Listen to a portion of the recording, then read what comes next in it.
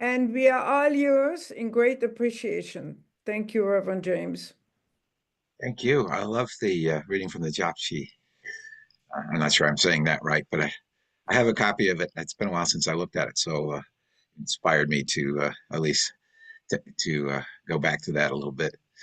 Um, Beautiful message. So today, well, we've been talking about the nature of mind, which is kind of what I always talk about, honestly. Um, I'm going to have a little meditation at the end this time. I'm just going to jump right into it. So we've been talking about really about the universal mind and the idea that this mind contains four levels of consciousness. So there's the personal consciousness, and there's the personal subconscious, which I've already talked about.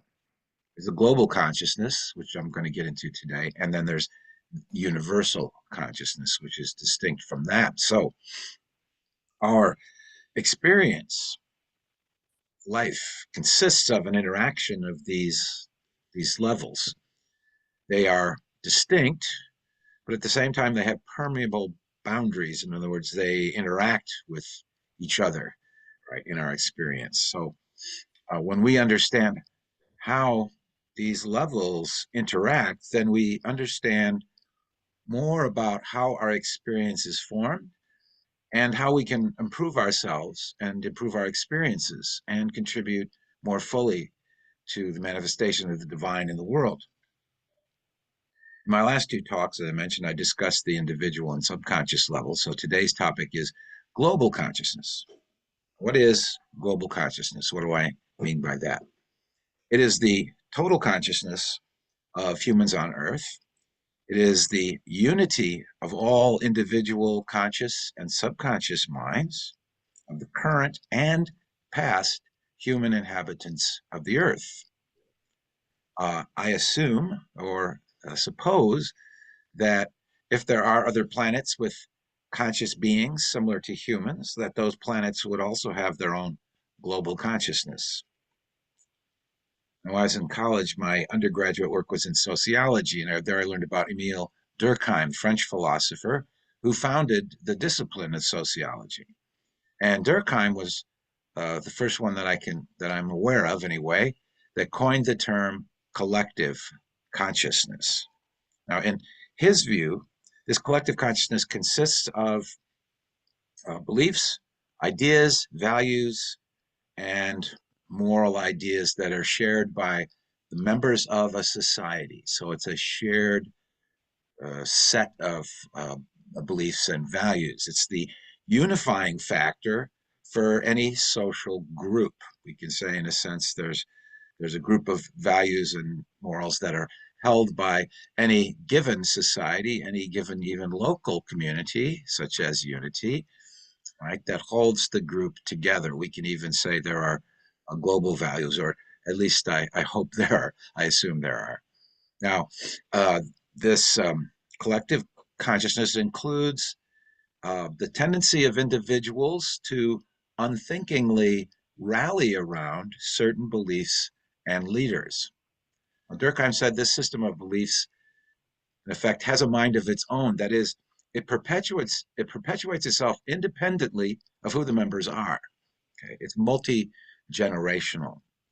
So we are, so to speak, born into this collective consciousness that he's talking about, and we're born into any given society and culture. We are affected by it, and we contribute to it, and we could say it evolves.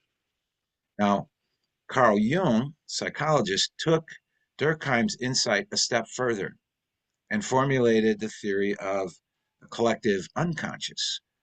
So, in a sense, there's this collection, this unity of conscious values and awareness that we share, but there's also a collective unconscious, just as there's a personal unconscious. Now, from his therapeutic practice and study of religion and mythology and other fields of knowledge, Jung observed patterns in the unconscious of humans that could not be explained as effects of personal experience from the personal unconscious, right? So this theory of collective unconscious is supported by empirical evidence, by very simply the fact that humans have instinctual, unlearned behaviors. We have instincts, like we talk about other animals as having instincts. Now, these instincts, because they're universal, cannot be explained as effects of personal experience. Rather, they are part of the human experience and behavior throughout the world and throughout all ages. So, for example, the instinct to defend ourselves or others, the various other kinds of things that we do instinctively rather than consciously, things that are not learned, things that we simply do, right, kind of automatically. Those indicate there's a collective unconscious, as Jung theorized. Now, his theory of consciousness and personality includes conscious ego, unconscious self, persona, which is the mask that we present to the social world, right, to get along, as you say, play various roles, and archetypes. Now, the archetypes include the shadow, the anima or animus, and other forms in the unconscious. Okay, I'm not going to go into any of that. Jung theorized that to attain a balanced and authentic sense of self, we must integrate the unconscious forms in a process that he called individuation. So the aim in Jungian psychology is to become our authentic self, to not be unconscious of what drives our behavior, but to bring that unconscious material into our awareness. Now, he thought the collective, or he said at various points that this collective unconscious is genetically inherited and that it can be determinative for the personality as long as its content remains unconscious. He wrote, the collective unconscious is part of the psyche, or the soul or consciousness, right? Part of that psyche, which can be negatively distinguished from a personal unconscious by the fact that it does not, like the latter, owe its existence to personal experience and consequently is not a personal acquisition. So you get the idea. There's some things that we get that are not directly from our personal individual experience, but that are a part of every human being, that are instinctive, and that there is this dimension of mind, the collective unconscious. Now, I'm going to come back to the whole notion of it being genetically inherited a little bit later. So he continues to write, whereas the personal unconscious consists, for the most part, of complexes, right? The content of the collective unconscious is made up essentially of archetypes. It says, and then he further goes on to define archetypes. They are definite forms in the psyche which seem to be present always and everywhere. So in our personal subconscious, we have various complexes, right, related to our personal experience, and that's a lot of times what psychology deals with, these complexes. Right? But there's also these archetypes at a deeper level, what he's calling the collective unconscious that we all participate in. So Jung identified many archetypes through his work, and one area of special interest, I think, is the personality archetypes. So there are in this theory 12 basic personality archetypes. And any of these personality archetypes can take over a person's personality, sort of coming up from the unconscious. In other words, sort of compulsive or semi-compulsive individual behavior can be the effect of one of these unconscious archetypes sort of taking over in our lives, working in our lives. So we might be unconscious that this archetype is there, but it can be observed by a trained psychologist or people that know something about the nature of these archetypes.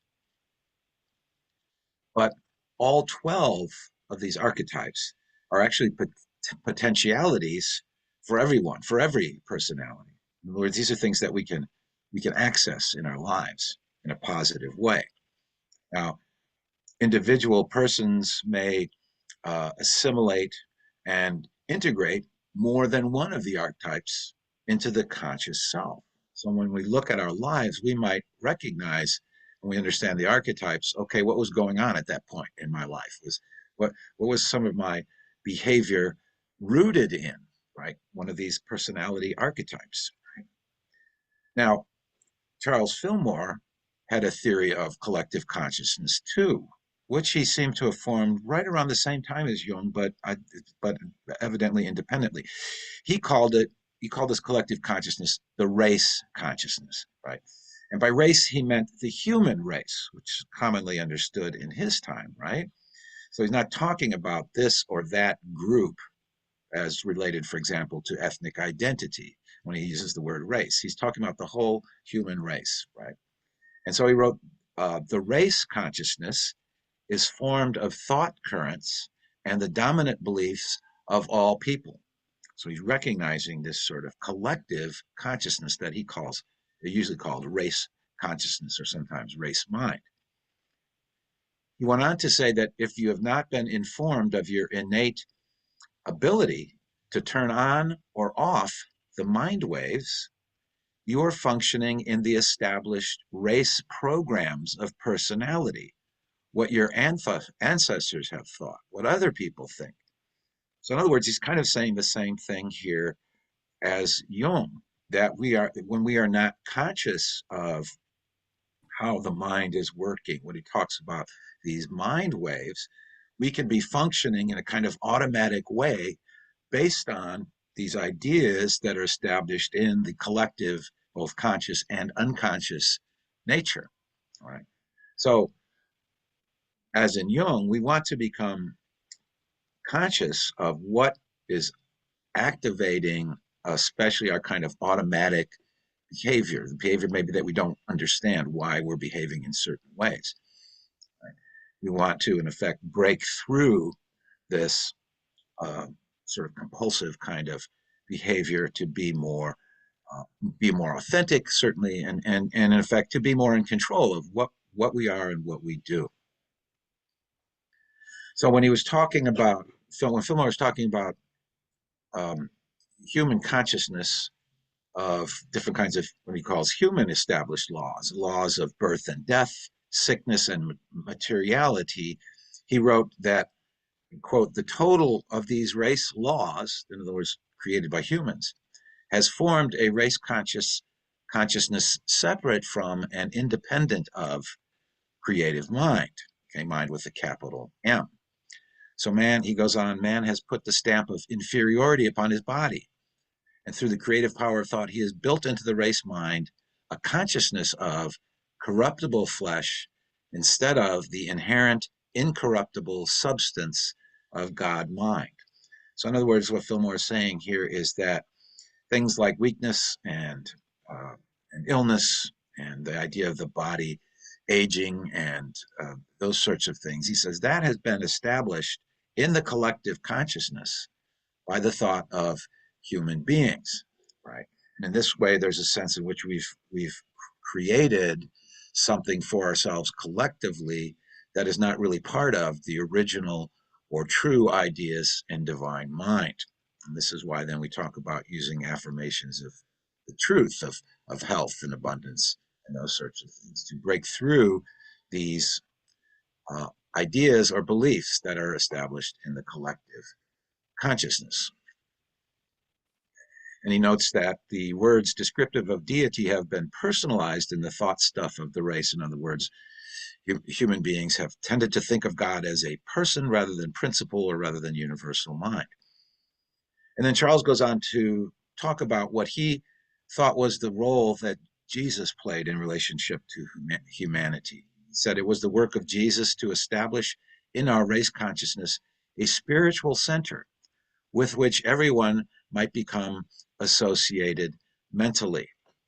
So he's talking about a center in consciousness that we can tap into. And I think this is similar to, not identical with, but is similar to um, Jung's ideas of archetypes that we can, in effect, tap into, right? In this case, it's specifically the role of the historical Jesus. And he goes on and says, Jesus raised his body, life, and substance out of the race consciousness into spirit consciousness. So, okay, this is part of his theology, as theologians say, his Christology, his understanding of what the nature of the Christ is and what that means for us and what Jesus did historically. So this wouldn't necessarily be a part of Jung's theory of the collective consciousness. It's Charles' idea of what Jesus did, establishing this center, this Christ idea that we can connect with and manifest for ourselves.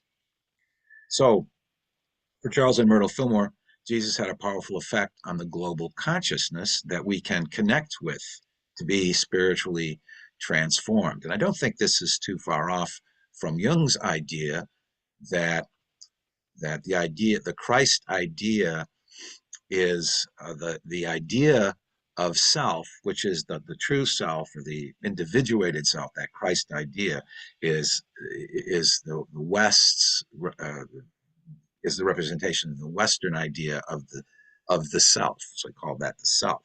So they're related, but obviously not identical. But you can see this sort of in both cases. We've got here a theory that there's one mind, and this one mind has this layer that Fillmore calls the race consciousness, that Jung calls the collective unconscious, that we are connected with, and that influences us, influences our experience and behavior. And I suppose I should add here too that the Silent Unity Prayer Ministry, which has operated for like 135 years continuously, that Silent Unity Prayer Ministry assumed the reality of what he's calling here the race consciousness. In other words, a level of consciousness at which we're all connected. So the prayer ministry was not prayer to beseech an absent personal God to do us personal favors.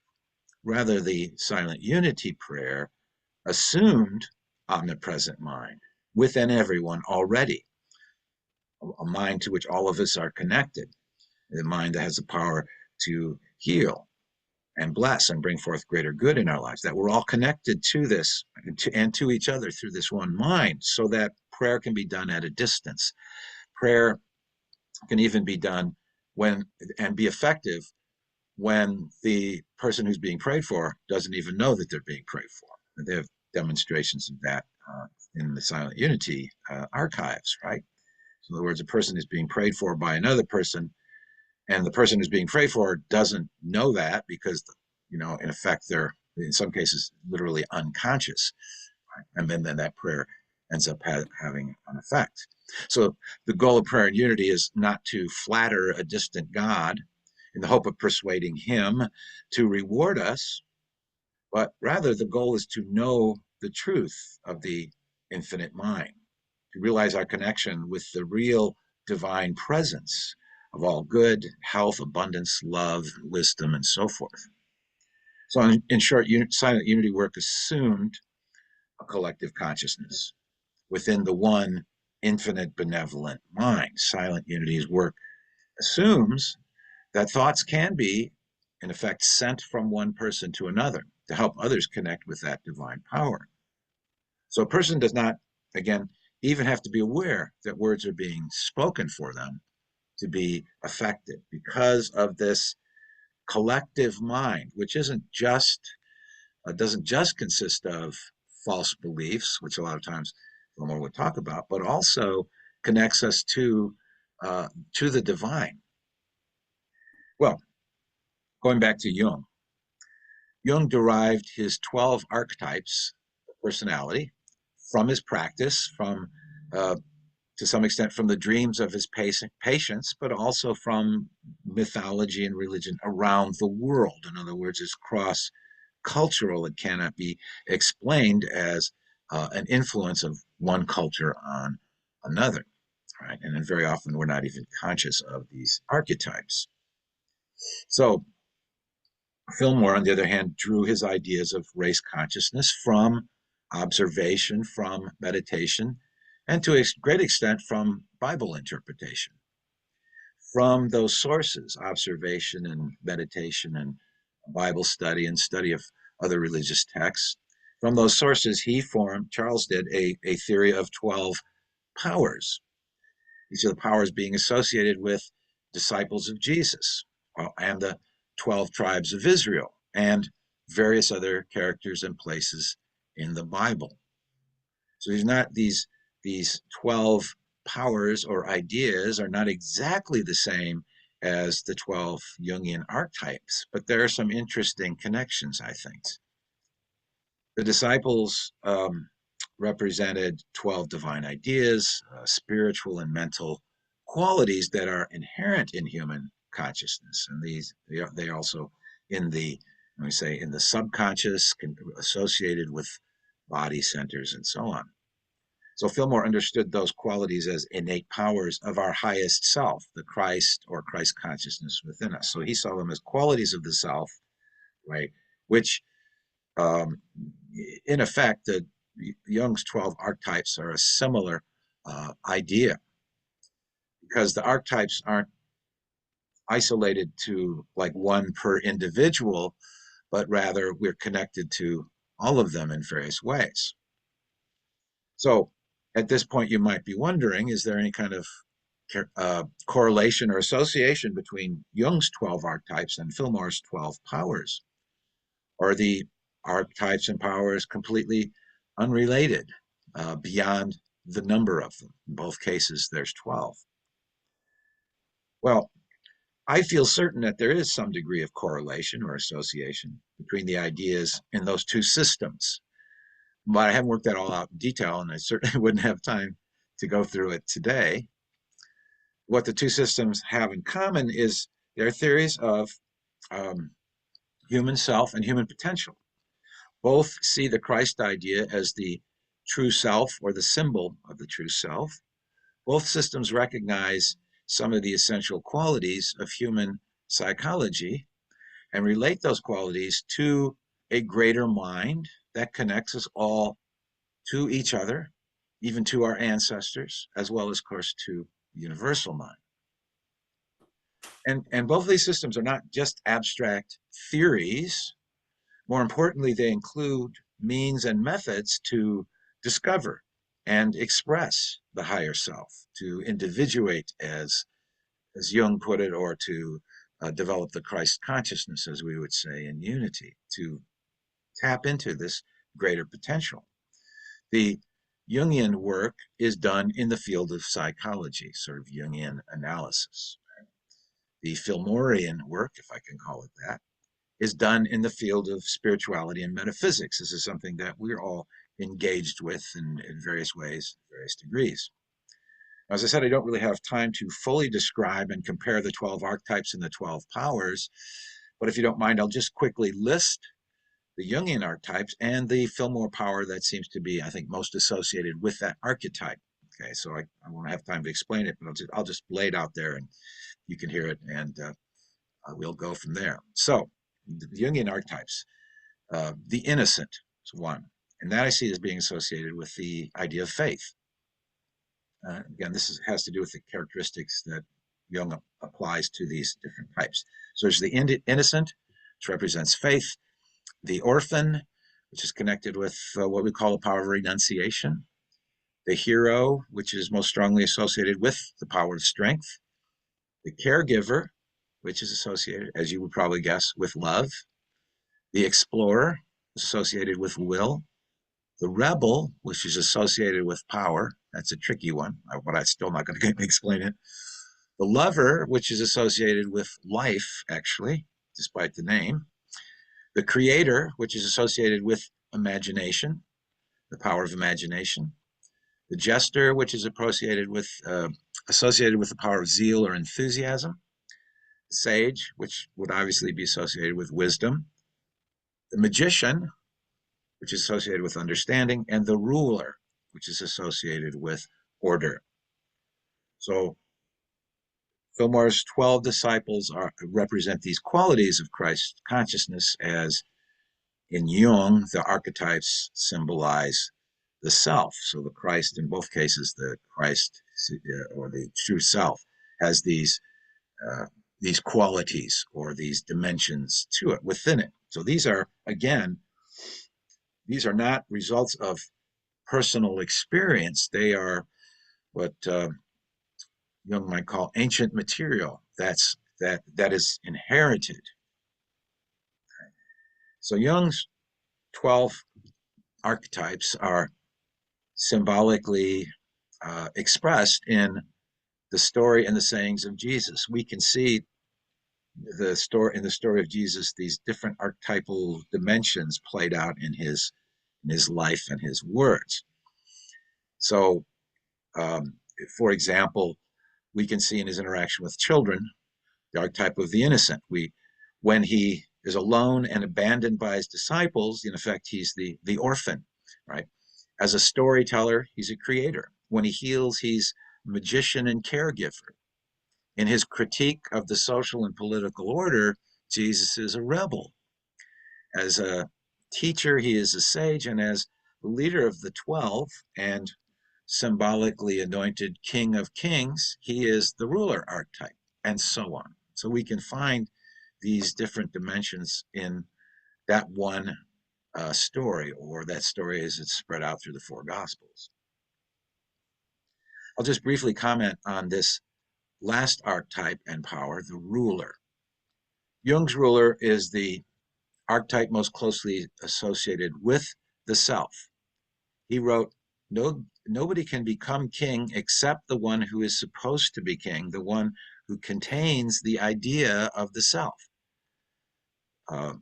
So this projection of the self he says, belonged to the psychology of ancient times, when the chief or the king represented the whole people. So the ruler archetype is characterized by, among other things, confidence, control, but especially by a desire for order, to bring order into chaos. It is, in its sort of highest manifestation, the ruler is protective, it's seeking harmony and prosperity and security for the people. And on the other hand, in Jung's psychology, as with the other archetypes, the ruler has a shadow side. So he's not saying all rulers are good. He's saying this is sort of the nature of the ruler, and it has a shadow side. The shadow side is called the tyrant.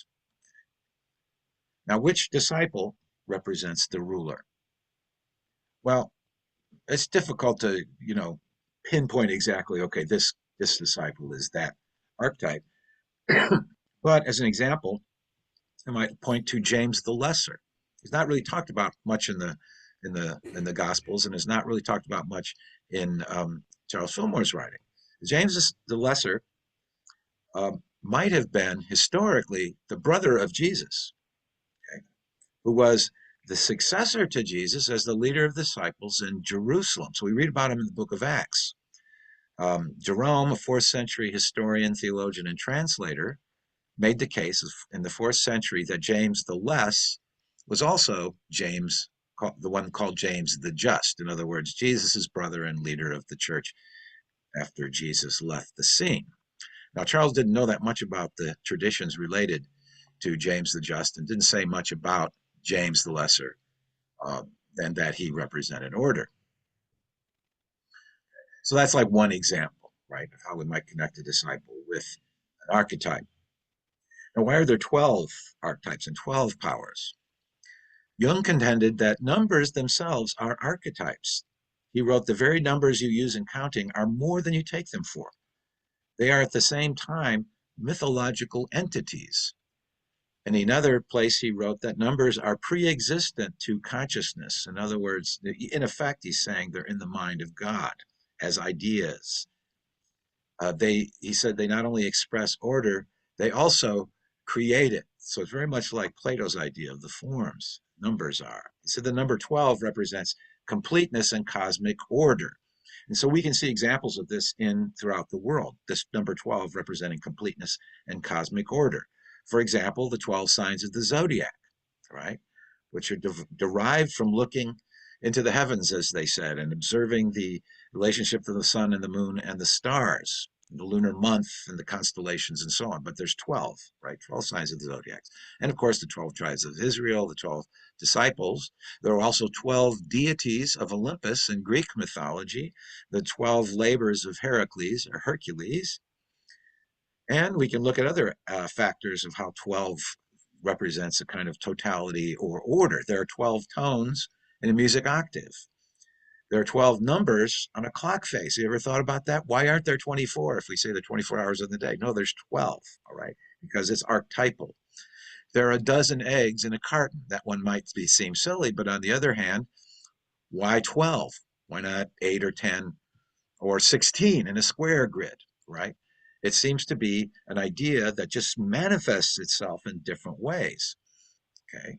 So we see from these different ways the 12 shows up that they symbolize the idea of order and completeness, and especially in the largest sense, cosmic order, right?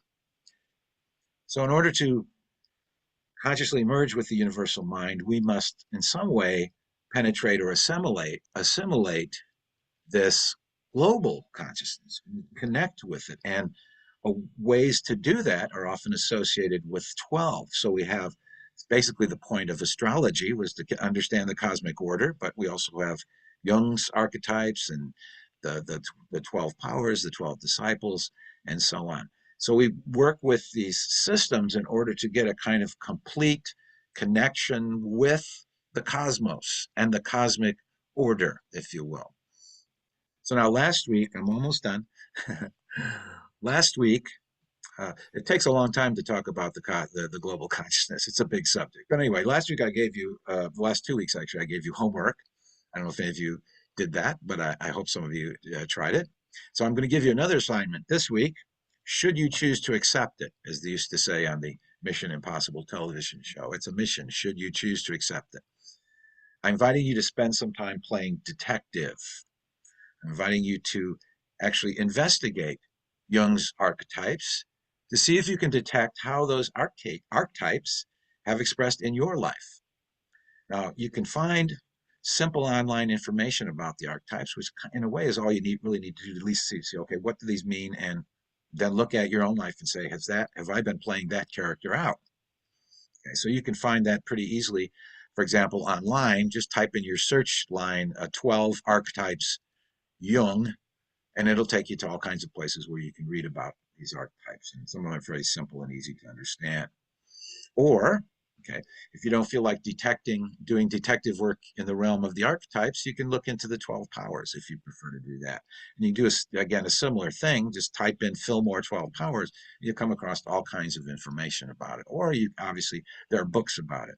I don't want to discourage anyone from going to books to learn about the archetypes and the powers, but I'm just saying it's a very relatively simple way to go about this. Because this detective work, as I'm calling it, is actually an investigation into your own consciousness and into your own life to get more in touch with your authentic self or the Christ in you.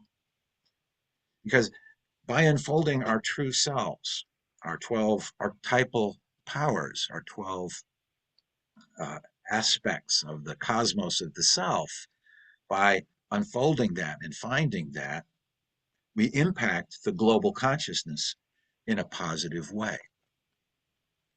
So I'm just going to close with a brief meditation on order.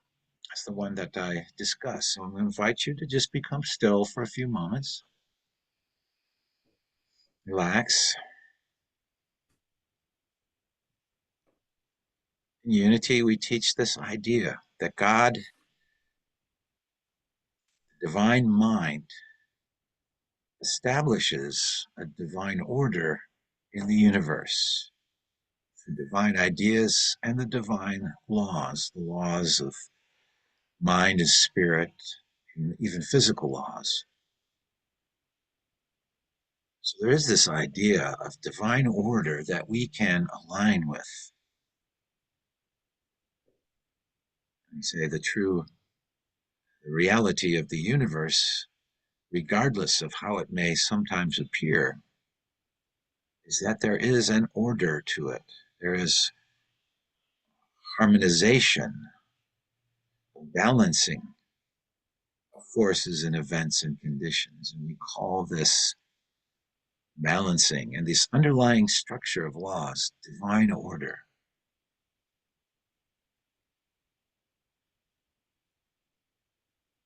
Divine order is established in my mind, body, and affairs. This is a wonderful affirmation that can be applied in any situation, whether the need is for healing of the body or healing of relationships, finding a job or increasing prosperity, for discovering the truth, the reality of our divine self, of the Christ consciousness. We can align our mind with the divine order, the idea of divine order, the ruler of the cosmos.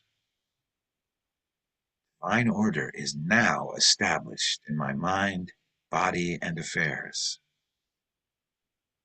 I invite you to silently hold that affirmation for a moment, to repeat it, to feel the truth of it, to invest your consciousness and faith in this idea that regardless of appearances, divine order now is. Divine order is established in my mind, body, and affairs.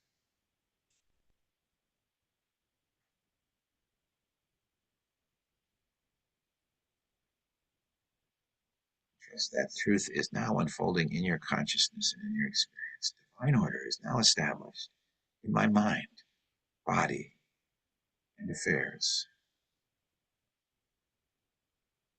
Because we are one with all, we can hold this idea for others. It applies to every circumstance and situation.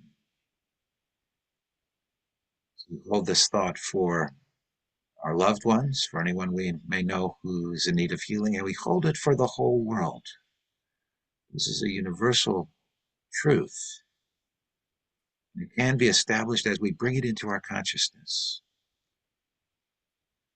So we hold this for others and for all others. Divine order is now established in your mind, body, and affairs.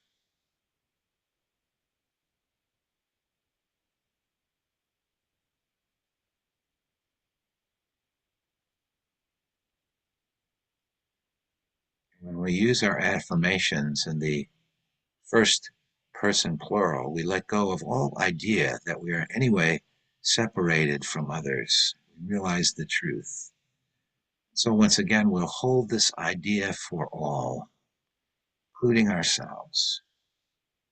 Divine order is now established in our minds, bodies, and affairs.